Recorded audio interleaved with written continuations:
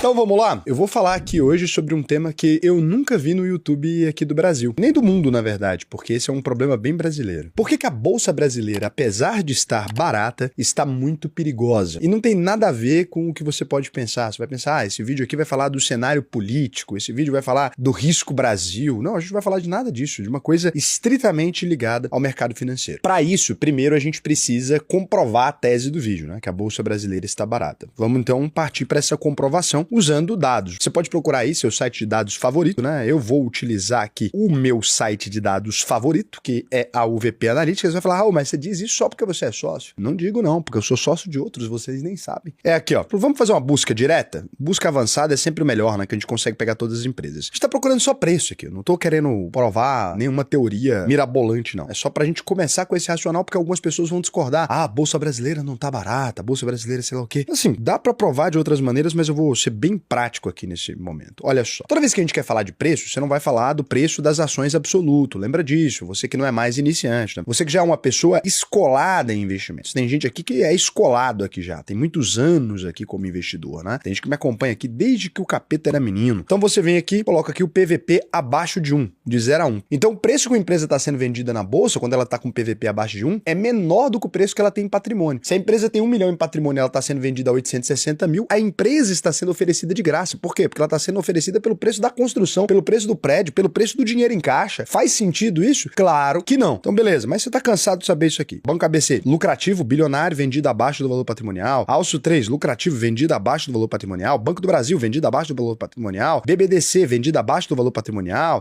E assim todos os bancos, BMG, sei lá o que, Sambi, Sanepar, várias empresas aqui. Bom, isso aqui já deixa bem claro para o investidor aquela máxima, né? Estamos baratos, muito baratos. Então, empresas com mais lucro e mais baratas do que anteriormente, cadê o risco, né? Quando você vem lá nesse índice PL do Ibovespa, inclusive eu vou substituir essa ferramenta aqui. Eu adoro essa ferramenta de um site chamado Oceans 14, mas eu vou substituir essa ferramenta aqui, porque eu acho que ela pega só do Ibovespa. Eu quero de todas as empresas da bolsa, né? Quero também separar por small caps, etc. Então, quando você pega aqui o índice PL, né? Você percebe que a média é 10,90 vezes e que nós ainda estamos abaixo desse patamar, 9,45 vezes. Ou seja, Raul, as empresas estão mais lucrativas e também sendo vendidas por lucro menor. Ou seja, está pagando menos vezes o lucro e levando mais empresa, um percentual maior da empresa para casa. Quando a gente vai no EWZ, que é a Bolsa de Valores em dólar aqui, né? O EWZ é um ETF americano que mede o desempenho da nossa Bolsa de Valores em dólar. Você percebe aqui, olha só, uma valorização de 33% ao ano em dólar. Opa! Quando você pega aqui as ações no Brasil, mesma coisa, né? Você pega aqui, tá 19%, tá até mais valoroso em dólar porque o dólar perdeu valor em relação ao real. Você deve estar me falando, Raul, qual o risco disso aqui? Para mim, eu só tô vendo vantagens. Eu não consigo ver nada nos indicadores que você mostrou que demonstre esse perigo. E nesse momento, para algumas pessoas que são mais politizadas, elas vão dizer assim, o risco que a gente tem aqui é o risco do Brasil gastar demais, é o risco do déficit, é o risco do Lula, né? Porque tem o tal do trade Tarcísio, Caiado, Zema, sei lá o que seria a hipótese da gente eleger um candidato de direita que controlasse melhor as finanças públicas, mas isso parece cada vez um horizonte mais distante. Será que é disso que o Raul está falando, né? Não, não é disso que eu estou falando. Tem um outro risco que comentam muito pouco, que é esse aqui, ó. É uma breve história que se repete demais no Brasil. Ações da Cielo deixam de ser negociadas na Bolsa de Valores. O que acontece? Tem um momento da Bolsa em que o pessimismo, ele atinge muito frontalmente os investidores. Então esse aqui é o caso. Você tem uma empresa redonda, você tem uma empresa boa, e essa empresa, ela começa a perder valor na Bolsa de Valores. Uma empresa redondinha, mas que não destrava valor. Então vamos supor aqui que você pega as ações da Ambev. Todo mundo concorda que a Ambev é uma boa empresa. Se você volta nos últimos 5 anos, olha só, quem investiu em Ambev lá em 2020 e tá agora com a Ambev, tem uma queda de 5,03% no valor das ações. Se você pega no período máximo, o recorde de valorização da Ambev foi lá em 2018, né? Ou seja, quem investiu naquela época está ainda com 50,52% de queda. E nós estamos falando de quase 10 anos. Qual que é o risco aqui então, né? Durante muito tempo, o dono dessa empresa, ele fica observando essas ações aqui, ele fala, olha, meu patrimônio tá ali a mercado, né? A empresa tá valendo 188 bilhões, é um valor interessante, só que o mercado não está pagando pela minha empresa aquilo que eu acho que ela vale. Aí o que pode começar a acontecer, né? Você vê uma empresa redonda dessa daqui, que tem bilhões de ações, que lucra bilhões por por ano, que está barata, mas que ela nunca entrega algo além do que ela está aqui hoje. Então ela nunca entrega nada mais, ela nunca coloca dinheiro no bolso dos acionistas e nem dos investidores, porque a empresa tem dívida líquida negativa, a empresa tem um resultado bilionário, mas a empresa não consegue encantar os olhos do mercado por conta do risco do país, por conta dos investidores brasileiros já estarem traumatizados, e aí com isso a empresa não evolui. O que pode acontecer? O dono da empresa ele vai ali e decide fazer uma OPA, né? Ele fala, olha, agora eu vou fazer uma oferta pública de aquisição e eu quero fechar o capital da minha empresa. Como o capital dessa empresa está muito concentrado na mão dos stakeholders ali, né? Dos maiores investidores, eles todos concordam com esse fechamento de capital, arrancando os investidores minoritários, vulgo você. Não importa se você tem 2 milhões de reais em Ambev, você ainda é um investidor muito pequeno. A empresa tem 15 bilhões de ações, a empresa tem 188 bilhões de valor de mercado. Não estou dizendo que a Ambev vai fechar capital, mas que várias empresas no Brasil nos últimos anos, elas optaram não mais por vender mais as ações da empresa na bolsa. Eles olharam e falaram, se a bolsa acha que minha empresa vale R$8 e o mercado, né, quando eu vou olhar para investidores internacionais, etc., ele está falando que ela vale 16, eu prefiro fechar o capital aqui e colocar um investidor árabe. Eu prefiro fechar o capital aqui e colocar um investidor americano. Eu prefiro fechar o capital aqui e colocar um investidor chinês. E esse é o pior risco que a gente tem na Bolsa de Valores atual. Como os investidores não estão com apetite para tomar risco, como essas ações não estão se valorizando, várias empresas estão procurando fazer fusões, estão procurando fazer venda dos seus negócios. Foi o caso de Sinqia, por exemplo. Foi o caso de Cielo. É agora o caso de Santos Brasil Participações. Empresas muito boas, empresas com histórico impecável na Bolsa, empresas com histórico de lucro, empresas com histórico de crescimento, que simplesmente optaram por fechar capital e levar a sua empresa para fora, porque o controlador da empresa, ele olha e fala, olha, o mercado perdeu a mão, né? Não faz sentido. Eu estou entregando um resultado consistente há mais de 10 anos, estou entregando crescimento do meu negócio e cada vez que eu olho para as minhas ações, elas estão se desvalorizando. O que a empresa ganha com isso, né? É porque algumas pessoas não compreendem isso. É assim. Então imagine, você tinha ali a sua empresa sozinho, você estava lá, era dono dela, você tinha 100% do capital social. Você decide levar essa empresa para o mercado para captar dinheiro ou para vender um pedaço da sua participação ou para colocar dinheiro no caixa da empresa para crescer ainda mais. Você foi ali e vendeu 25%. Então, naquele momento, o que interessa para você? Que a empresa alcance o melhor valor de mercado possível. Por quê? Se as ações saírem a R$50, você ganha ali R$50 por cada ação. Suas ações, então, da empresa valia R$25, agora vale 50, você ganhou 100% de valorização. Então, o dono da empresa ele fica muito feliz, né? Porque quando a gente vai medir o patrimônio de um bilionário, o que fazem? Pega o número de ações da empresa que ele tem, multiplica pela quantidade de ações que ele tem, diz que ele tem esse dinheiro, que ele nem tem de fato, né? Assim que fazem com o Elon Musk, etc. E aí essa pessoa, se ela quiser vender um pedaço maior da empresa dela, então ela fala, vou vender mais 5% para o mercado agora. Ele vende por esse valor. Então, o acionista não ganha nada com a negociação de ações. Por quê? Quando você compra ação, você compra de outra pessoa, não é assim? Então você comprou uma ação de outra pessoa ali. Você deu dinheiro para outra pessoa. Quando você vende uma ação por 25, você recebe quanto? 25. A empresa não ganhou nada. Ele só ganha se a empresa estiver valendo um bom valor de mercado e ele vender mais ações. Se o mercado está dizendo que a empresa dele não vale nada, independente dela estar crescendo, independente do lucro crescer, se a AGR está bom, né? O crescimento anual composto,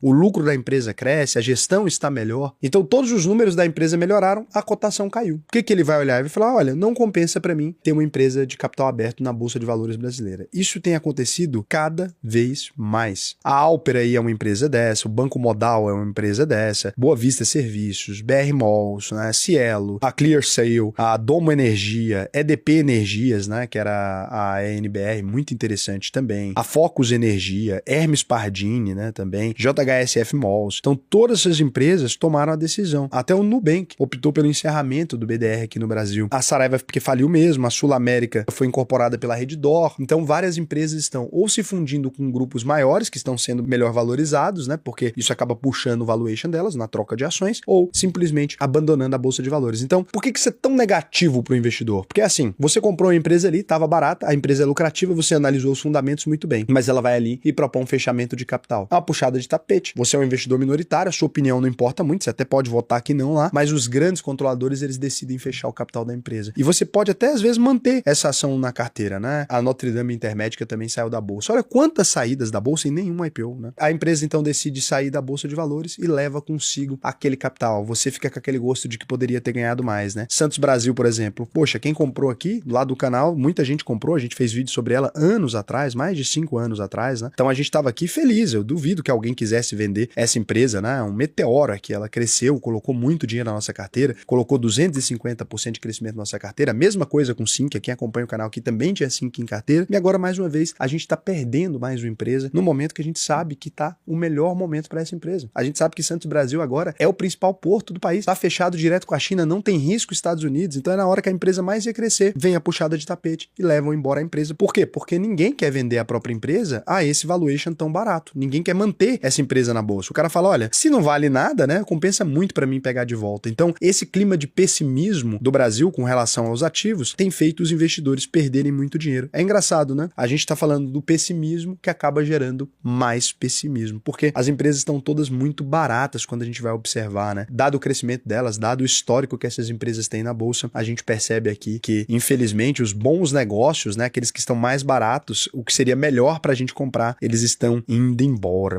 É muito triste, né? Pra vocês terem uma ideia, por exemplo, Santos Brasil, a gente tá falando aí, se você tivesse investido nela, então lá atrás, 10 anos atrás aí, você teria tido uma rentabilidade de 3.407%, né? Uma rentabilidade de 2,97% ao ano. E agora a empresa tá fechando capital e indo embora da bolsa e o investidor se vê obrigado a vender as ações dele. É muito triste, é muito complicado esse cenário que a gente chegou. Esse clima de pessimismo, ele deve passar, isso já aconteceu em diversos países. O Japão, por exemplo, viveu 20 anos, assim, o Brasil tá indo também já para 20 anos em que o índice não sai do lugar. Muitas empresas saíram do lugar. É quando você diz, o Ibovespa não cresceu nada em 10 anos, mas olha, dentro do detalhe, quando a gente vai para aquela ação, para aquele lugar específico, a gente tem muitas oportunidades legais. Só que o investidor brasileiro, olhando para uma Selic de 15%, ele não tem esse interesse, né? O que faz com que cada vez mais donos queiram comprar suas empresas. Agora aqui eu queria propor uma reflexão para você. Se nenhum dono de empresa está querendo vender a própria empresa pelo valor do mercado agora, ninguém está querendo vender. E se todos os donos de empresa estão querendo recomprar suas empresas, a bolsa de valores está cara ou barata?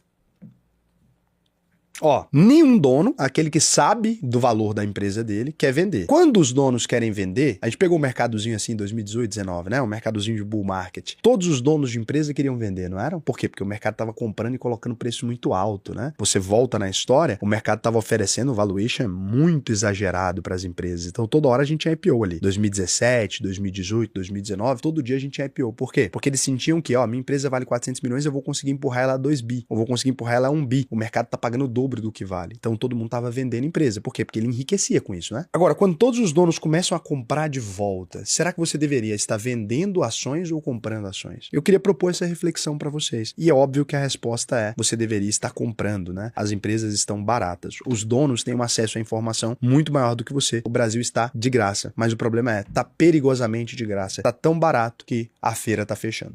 Então, se os investidores brasileiros não começarem a perceber agora que eles estão desincentivando o mercado de capitais, a gente vai perder a maior parte dos bons negócios. Porque a empresa que fecha capital é a boa, né? Ninguém compra de volta uma empresa que está quebrada. Ninguém vai ali e vai, vou fazer um OPA para fechar o capital da minha empresa quebrada. Isso é muito raro. Normalmente, o dono da empresa, ele reassume o controle, ele toma conta daquela empresa quando ele acha que o mercado não sabe precificar o negócio dele. Porque ele gasta dinheiro para fazer isso. Você gastaria 200 milhões, 1 bilhão do seu dinheiro para fechar capital de uma empresa falida? Não, você divide o prejuízo, né? O prejuízo a gente sempre quer coletivizar, o lucro a gente quer individualizar. Então, cuidado com essa armadilha. Vote não nas OPAs, se você puder, né? Não toma essa decisão de vender sua empresa. Não deixe as empresas fecharem capital. Eu sei que o investidor minoritário não tem essa oportunidade, mas entenda isso, né? Quando o dono tá pegando e dando um tapetão no momento que a empresa tá valendo pouco ali, é porque ele quer botar o dinheiro no bolso dele, cara. Sinto muito, isso não é um bom sinal. A Cielo foi desonesta ao fechar capital daquela maneira. A Rede lá atrás foi desonesta a fechar capital daquela maneira. Por quê? Porque o investidor pequeno ele não tem a opção de não aceitar. Então,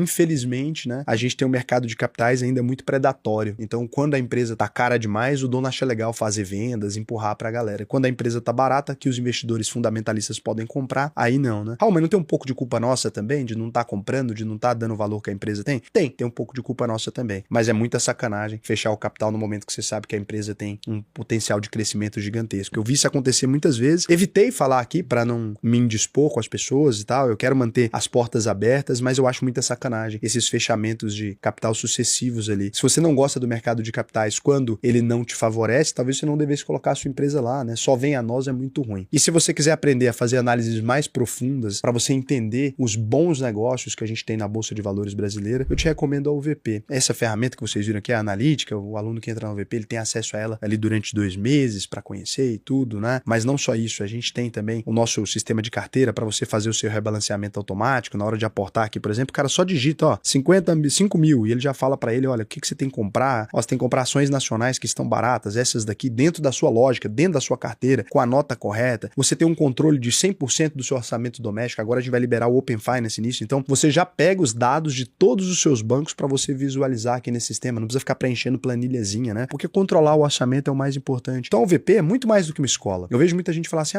mais aulas, né, para assistir conteúdo de investimento. Você tem muito conteúdo no YouTube. Aula para você ver conteúdo de investimento. Só de pirataria, eu sei que tem muita gente que acaba preferindo a pirataria, mas só de pirataria tem muita coisa, tem muita gente ali oferecendo. É por isso que nada disso atinge a UVP, que a gente cresce tanto. Gente, o que pega na UVP não é somente o conteúdo. O conteúdo é incrível, né? As aulas ao vivo, há mais de 7 módulos aqui, com mais de 140 aulas, certificado no final, uma instituição de ensino mesmo, né? Quando você olha aqui a quantidade de módulos extras, aulas técnicas aqui, para quem já sabe investir há 5, 6 anos, nesse nível de profundidade, mais profundo, entendendo melhor a lógica, a gente tem tudo isso, mas o que pega é o auxílio que você tem aqui dentro, né? A comunidade te dando suporte, o acesso à nossa plataforma exclusiva de investimentos. Então, o aluno ele não fica perdido. Tem uma plataforma aqui que funciona 24 horas por dia, com pessoas tirando dúvidas, com moderadores treinados para responder isso. A pessoa que quer se profissionalizar, entrar no mercado, tudo tem aqui dentro. Então, se o assunto envolve dinheiro, a UVP cobre tudo. Tudo? Sim, crédito para o agronegócio, por exemplo. Eu preciso de um financiamento. A gente vai lançar uma ferramenta essa semana que cota em todos os bancos para você. Só o que você vai economizar de taxa de juros na hora de comprar o seu imóvel, se paga a UVP em sei lá quantas vezes. Então, é a solução mais completa para cuidar do seu dinheiro. O que a gente tem é isso. O DNA da UVP é, olha, envolve dinheiro, deixa com a gente. E cada vez mais a gente consegue chegar nesse lugar. Então, assim, não compara a UVP com um cursinho livre, sabe o quê? O preço é muito diferente, não tem nada a ver, porque o valor entregue é diferente, né? A decisão de entrar na UVP vai te economizar milhões de reais, independente do tanto que você ganha, né? Seja em rentabilidade, seja também em economia, com juros e etc. Então, o que a gente tem aqui é essa solução. Eu vejo algumas pessoas perguntando, não entendem muito bem, é porque é uma gama tão grande de coisas que tem que ter um ponto de entrada. O ponto de entrada é a escola. Lá dentro tem consultoria, lá dentro tem o banco, lá dentro tem cartão de crédito, lá dentro tem tudo, mas o ponto de entrada precisa ser a educação. Por quê? Porque não adianta nada eu te dar acesso a uma ferramenta que faz tudo se você não tem um mínimo de compreensão acerca daquilo. Seguro, proteção patrimonial, abre offshore fora do país? Claro que abre. Consigo abrir uma holding para mim?